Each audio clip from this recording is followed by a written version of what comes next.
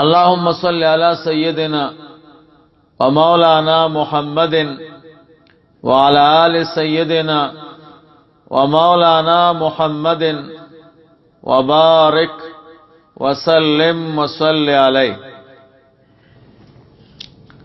یوم الگری پختنه کړی دا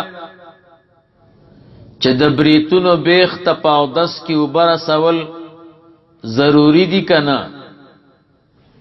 نو جواب دا دی د بریتونو حیثیت او د ورځو حیثیت یو دی.